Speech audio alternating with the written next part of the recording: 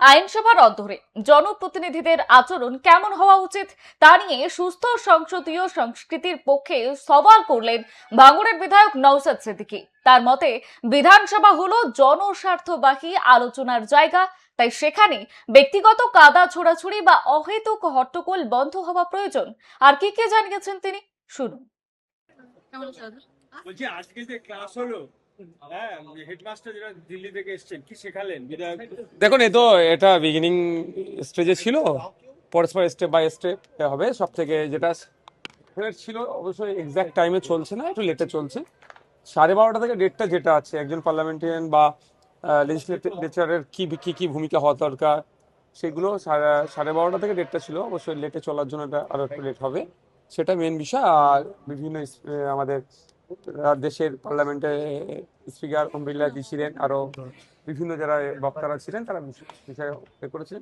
সব থেকে বড় কথা, কিরণ রিজিজুর একটা কথা খুবই ভালো লাগলো। সবাই ভালো ভালো কথা বলেছে যে স্পিকার স্যার তখনই বেশি তাকে নোটিশ করবে বা অ্যালাউ করবে তার আচরণের উপরে, বিহেভিয়ার কি হবে। শুধু চিৎকার চেঁচামেচি বা আনাপ কথা বললে সে অতটা স্পিকারের ধন্য হতে পারবে না। অবশ্যই এটা খুবই আমাদের জন্য ইম্পর্টেন্ট, কারণ আমরা 181 জন এবারে বিধায়ক আছে, নতুন বিধায়ক।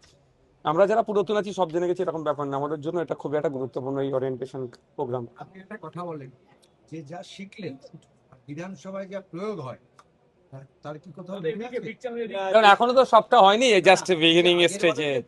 না না, লাস্ট ইয়ারে হয়নি, হওয়ার কথা ছিল, হয়নি সেভাবে। বাস্তবে রূপায়ণ সম্ভব না, করতে হবে তো, করাটা তো দরকার।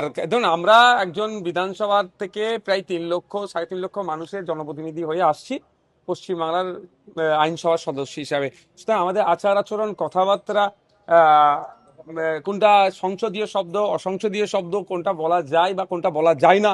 সবথেকে বড় কথা হচ্ছে, একটা স্টেট কর্নারে একটা সমাবেশে যে বক্তব্য আমরা দিই, সেই বক্তব্য সেই আচরণ যদি আমরা এই পার্লামেন্টের মধ্যে অর্থাৎ আইনসভার মধ্যে করি, এটা তো তাহলে ডিফারেন্স হলো। ওইটাই হচ্ছে লিমিটেশন কোথায় আমাদের, সেটাই আজকে শিখাবে। দেখুন, আমি কথা বলি, বিরোধীদের জনিত বিধানসভা সব থেকে সেফ জোন।